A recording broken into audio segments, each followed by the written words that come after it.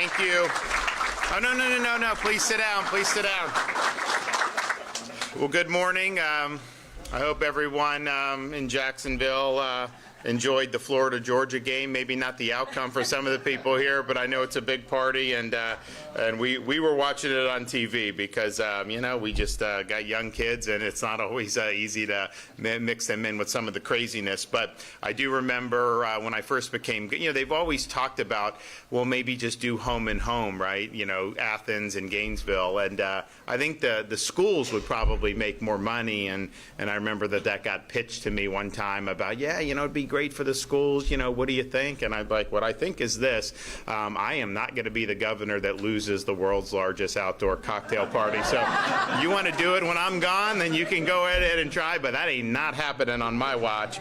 And I know we got Georgia, Florida, kind of Tampa, Atlanta coming up because of the stadium renovations. But I think it's a really important institution to have here in Jacksonville. And so it's not all these things get publicity, right? Probably Pete didn't even know. But I put the kibosh on that very quickly. We're here at Wolfson's Children's Hospital, joined by our wonderful First Lady, my wife Casey. We have Florida's Surgeon General, Dr. Joe Ladapo, ACA Secretary Siobhan Harris. We have our great senator from Jacksonville, Clay Yarborough, and our great representative, Kian Michael, is here as well. Wolfson Children's Hospital, represented by Mark Toney. We also have representatives from Nemours, Nicholas Children's Health System, and Johns Hopkins Children's Hospital. So we were here within the last few months, and we're making announcements about what Florida is doing and will continue to do on combating cancer. Since 2019, when I took office, we've invested more than $1 billion in cancer research and treatment, and we've increased funding for cancer programs by over 114%. This year alone, Florida's committed nearly $218 million to cancer research through 3 initiatives that are transforming how we prevent, detect, and treat the disease.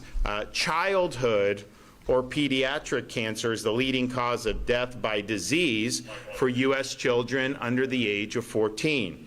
This is a stark reality for children and for families. None of this stuff is easy. My wife can talk about having gone through breast cancer. And obviously there's a lot of different types of cancers that folks deal with. But I think to have a nice, healthy 7-8-year-old kid get stricken with cancer, it shatters the family, and it's really devastating. But when you're able to do the good work that we're doing at a lot of our children's hospitals, you're able to heal those kids. I mean, that's a monumental thing to have happen. So we want to make sure we get as much as we can in those instances, because it's really, really meaningful for so many people throughout the state of Florida. So we've put our money where our mouth is. We've made a lot of investments. We created the Cancer Connect Collaborative Research Incubator Program within the Florida Department of Health, and this is a step in the fight against cancer. The theory behind it was that you'd concentrate on specific areas of cancer research on a rotating basis every 5 years, trying to enhance research capacity throughout Florida. And so we did announce when we were here earlier that the focus for the research incubator is going to be pediatric cancer research, and we promised that. We said that we were going to do. It's typically lower in funding than the funding for adult cancer research. Cancer drug and device development continue to lag for pediatric cancer patients, and industry-sponsored cancer trials involving children are limited. So the incubator seeks to address these gaps by boosting pediatric cancer research in Florida, focusing attention and funding specifically on pediatric cancer projects that advance treatment options for children battling cancer. And this was something that we had announced. We said we were working on it. I know there was different applications, and that's all kind of come to fruition for today's announcement. So we are pleased today to be able to announce $30 million of funding through the Cancer Connect Collaborative Research Incubator for 4 pediatric cancer specialty hospitals that are here today. So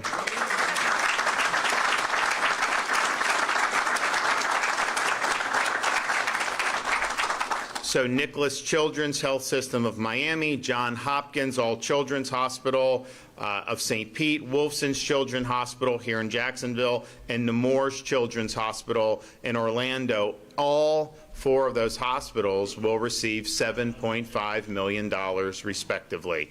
And I know that that's going to go a long way. They did submit applications. They had innovative proposals, and they've proposed comprehensive statewide cancer research and care initiatives that have a chance to bear fruit. And when we're doing this, so private sector drives a lot of innovation, and we, that's great, and we want to see. But the reality is, I mean, the private sector is going to pursue things that are likely to have a return on their investment. That's what you're supposed to. If you're in business, you got to make money.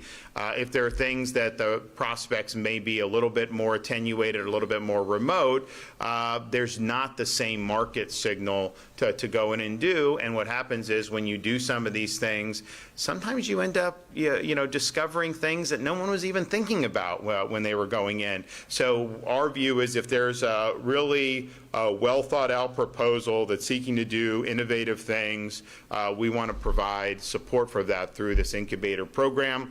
And this is really going to make a difference, I think. I know that we've got some great institutions. I think our view is Florida's a great state, the 3rd largest state. We've been the fastest growing 3 years in a row. We're ranked #1 for economy, higher education. I can go through the list. We don't want to be in a situation where a parent would feel like they have to go to a different state to be able to treat their child with cancer. We want to make sure that folks know right here, we've got the best institutions you can have. So we're involved in this fight. We want to be supportive. We have said that many years, but we've produced with the funding that we've provided. So thanks to everybody that's been involved. I mean, I know we had help in the legislature, particularly had a lot of senators that were very helpful for this and got this across the finish line. So we'll be handing out these checks momentarily, but before we do that, we're going to hear from some of our speakers today. And the first one is the leader in this effort, my wife, our First Lady. Yeah.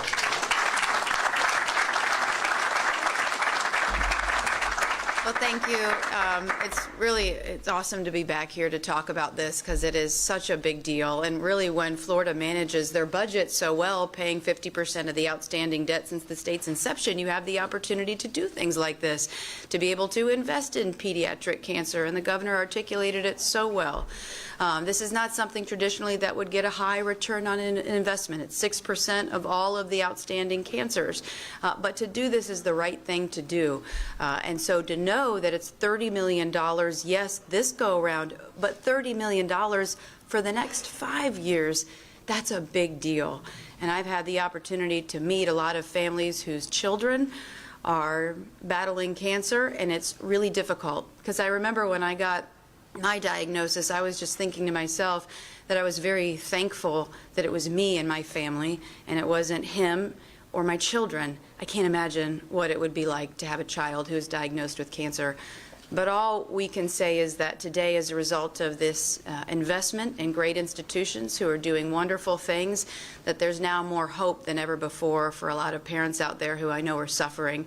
But know this, you got good people who are fighting for you. And if I can stand here today and say that I can beat it, I know very well that there's a lot of people out there that can beat it too. So thank you to the legislature and the governor for what.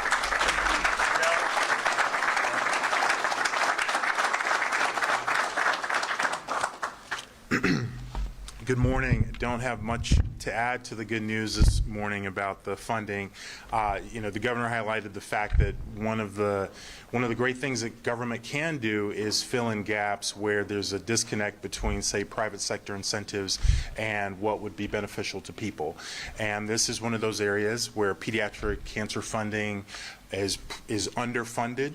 Certainly, if you consider the value that the families who are affected place on the type of research and advances for their kids when they do become very ill, it's definitely underfunded.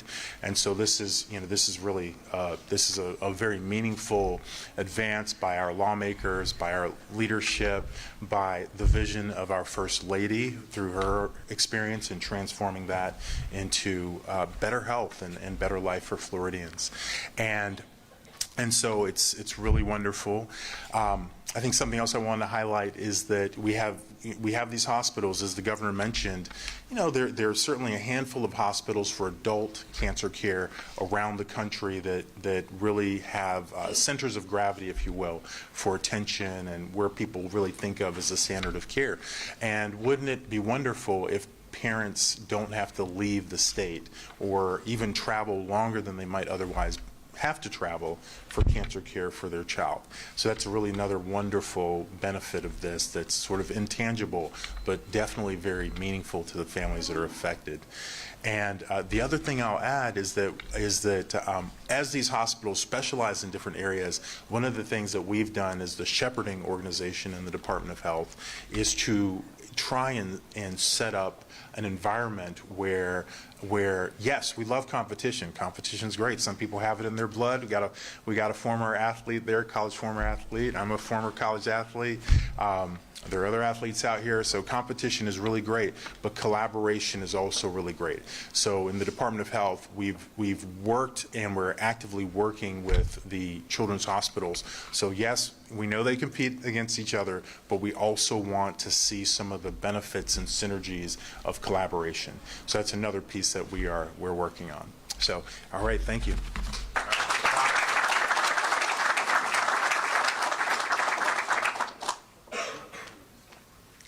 Good morning, everyone.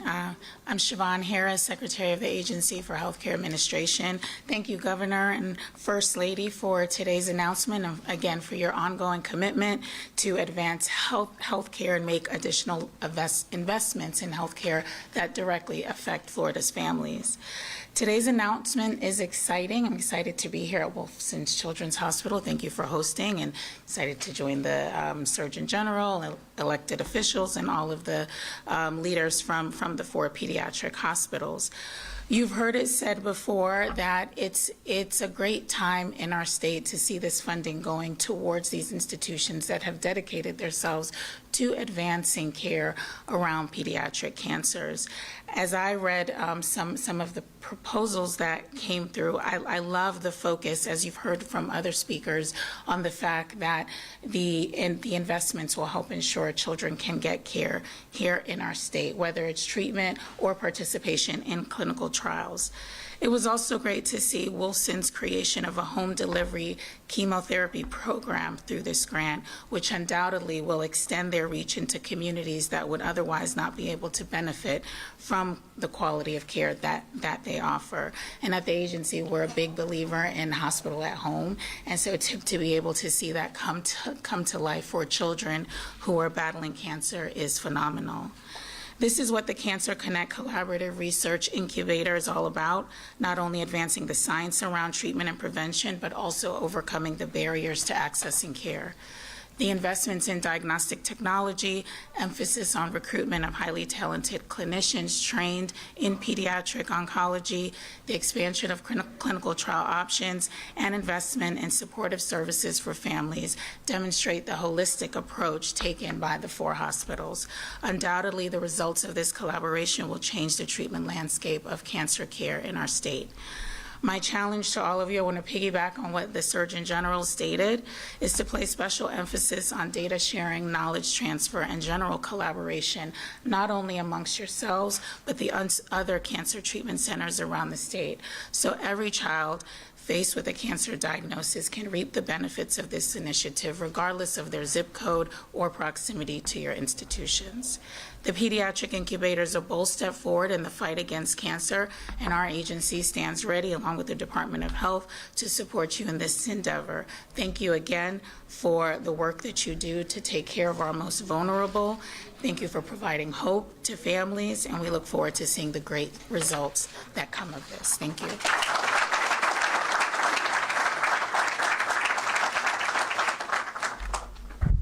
Going to lower that just a little bit. Good morning, everyone. I'm Dr. Mark Toney, the Vice President of Medical Affairs here at Wolfson Children's, part of Baptist Health, Jacksonville's only locally headquartered nonprofit healthcare system.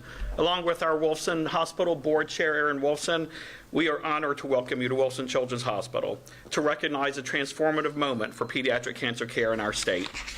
I want to begin by thanking Governor DeSantis for his leadership and commitment to advancing cancer care in our state under his direction. As you heard, funding for cancer research has more than doubled, a testament to his dedication to Florida families. I also want to thank First Lady Casey DeSantis, a true champion for Florida's specialty hospitals for children. Her visit to Wolfson Children's Hospital last year helped ignite the statewide effort that we are celebrating here today. We are grateful to Florida Surgeon General, Dr. Joseph Ladapo, and AHCA Secretary Siobhan Harris for your continued partnership. Together, we will ensure that these investments directly accelerate cancer treatment by expanding access to care, recruiting top pediatric oncology talent, strengthening infrastructure, and advancing research that delivers new hope to families. This funding supports Florida's 4 nonprofit specialty licensed children's hospitals, which together make up Florida Specialty Hospitals for Children, Johns Hopkins All Children's Hospital in St. Petersburg, Nemours Children's Hospital in Orlando, Nicholas Children's Hospital in Miami, and of course Wolfson Children's Hospital here in Jacksonville.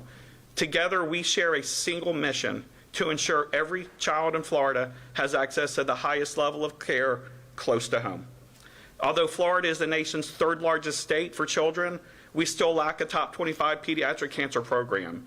Too many families have to travel out of state for specialized treatment, an added burden during an already difficult time. That will change. Today's investment is a critical step forward. Over the next 5 years, it will strengthen Florida's pediatric cancer network, accelerate innovation, and help build programs that rival the nation's best right here in Florida. I would also like to thank our community and business leaders who are here today that have invested heavily in this project. Together, we are building a future where every child can receive exceptional cancer care without having to leave their community. The future of pediatric care starts now, and it starts here in Florida. Thank you, Governor DeSantis, First Lady DeSantis, Dr. Ladapo, Secretary Harris, and all of our partners for helping making this future possible.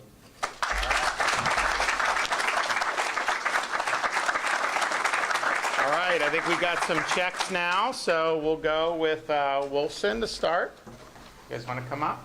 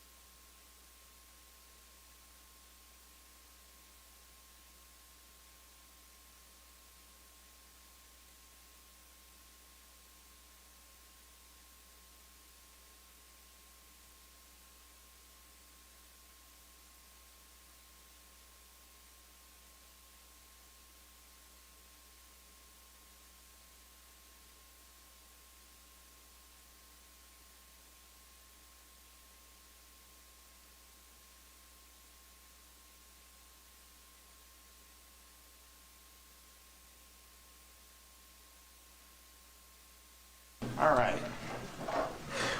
Well, I'm excited about this. I think the commitment is incredible. And yeah, look, we're, the First Lady had mentioned it, but the state of Florida, I mentioned we're #1 ranked economy 3 years in a row. But if you look at, there's a lot of focus on New York with this mayor race. And You know, New York City has 8 million people. We have 23 plus, maybe 23 and a half. Our budget overall is less than their budget. And what are they doing with this money? New York State, millions fewer residents than Florida now, and their budget's more than twice the size of ours. So we've paid down, as First Lady mentioned, Florida's been a state for 180 years. All the taxpayer-supported debt during that time, we've knocked out almost 50% of that just since I've been governor. Have the lowest per capita debt in the country, surplus, full rainy day fund. We've reduced taxes. We've done a lot of this stuff. But because we've done it right, we have the ability to accelerate infrastructure projects, billions of dollars for moving Florida forward. We're doing springs restoration, Everglades restoration, all the conservation, major important stuff, billions and billions of dollars for that.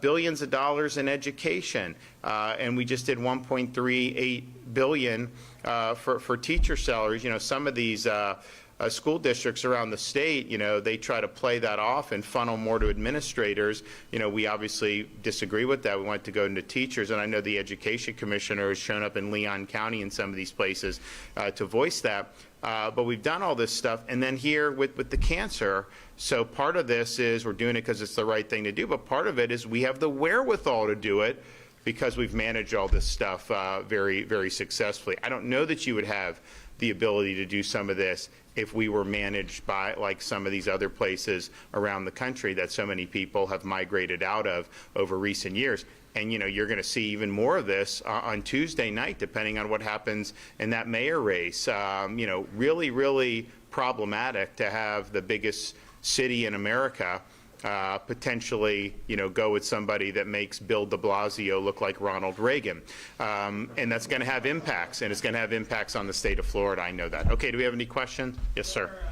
Sorry to bring up on the top subject, but you know, the state of Florida has executed more people this year than any other year prior since the death penalty was reinstated. You know, during your tenure, there have been years where there were no executions. Just kind of curious to understand what changed and why the increase in pace. Well, when I got into office, we had to get our sea legs. I had to set up a process because, you know, my view is it's an appropriate punishment for the worst offenders. We have lengthy reviews and appeals that I think should be shorter, but but I still have a responsibility to look at these cases and to be sure that the person's guilty. And if I honestly thought somebody wasn't, I would not pull the trigger on it. And so we had to do that. Then what happened when COVID hit, it threw a wrench into our corrections. We had to make different changes. And there was a lot going on during COVID, as you remember.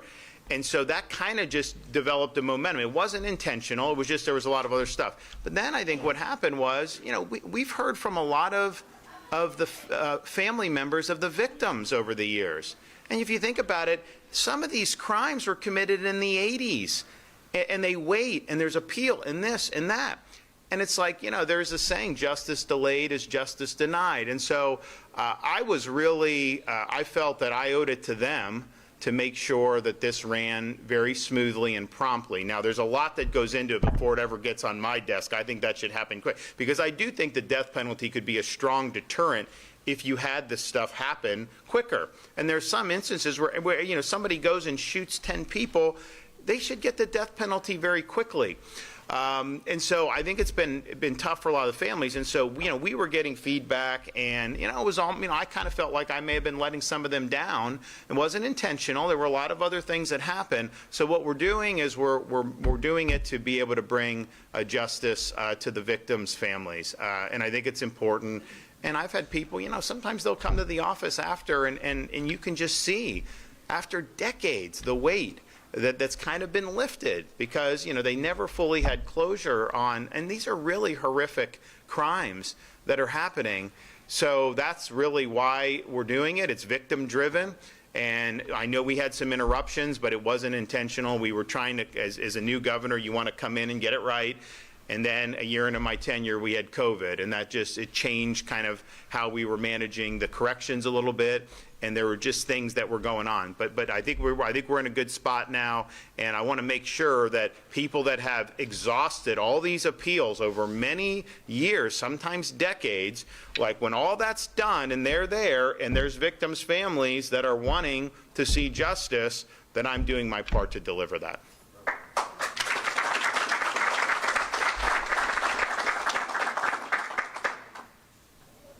Governor, over the weekend, federal SNAP funding expired, and we're here to discuss children's health and pediatric funding. By some federal estimations, about 40% of people who receive SNAP funding are children. So in the state of Florida, that's about 1.17 million people. Now that the funding has expired, has there been any change in the state's position in terms of particularly making sure that children in the state of Florida have access to food or more food secure than they were? Well, I think there's two parts to that. So one, I mean, you look at our Department of Agriculture under Commissioner Wilton Simpson, they're mobilizing because, you have great communities throughout this state that produce food, and we have food banks, and so they're doing that. They're going to be doing more. And I think that that's great.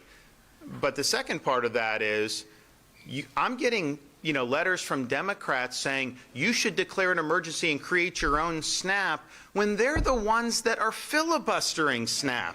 I mean, are you kidding me? And here's the thing, like, as a Republican, I'm like, the Republicans 100% just about are voting to continue the current budget that's in place, which, oh, by the way, is actually Biden's budget.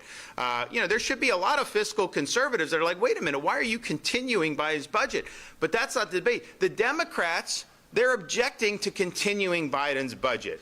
They are doing this in the Senate. They're doing it for political purposes. So I just think, like, the gall to be complaining about it when you're the one that's causing it. I just think, look, sometimes you don't get surprised with some of these politicians, but I mean, that is really a doozy for what they're trying to do. So any U.S. senator who's concerned about what could happen with those programs, they have a very easy solution. They can just simply vote to continue the programs and continue funding it. You've had over 40 of them that have voted no when it came time to continue. So I know there's a lot of mobilization in Florida. I know that our Department of Agriculture is leading, and we're happy to support those efforts. But the idea that somehow the federal government, these Democrats, are holding up the funding, and that the state of Florida should just all of a sudden create our own program to mimic it. First of all, we wouldn't be able to administer something. I mean, it would take a long time. So the easiest solution to it, if this is something you're concerned about, is that they should stop holding up the funding for the program, because I know it's been passed in the House, U.S. House, and I know the Senate has gotten a majority of vote to continue this for many, many times, but you just have kind of the rump caucus of the and what are they doing? They're trying to be relevant. They're trying to do, I mean, honestly, like, I think they're just trying to throw things against the wall and hope something sticks. Forcing the boys and women's sports, that didn't work out well for them. Having an open border, that didn't work out well for them. Increasing all the spending under Biden, which really helped fuel inflation, that didn't work out well for them. So I think they're trying to figure out, and I think they think that somehow this is going to end up helping them politically. But that's all it is a political game. It's not being driven by any real substance. And then they say, well, we want more COVID-era subsidies, which, first of all, don't even have anything to do with the actual budget. That's a supplementary thing. And so they're holding it up to try to play games on this other stuff, and I just think I think it's bad governance. So, but the state, I think, with with the agriculture and stuff, that there's definitely movement. But man, I mean, they could end this tomorrow. They could end it tomorrow, and they are choosing not to do that. Thank you.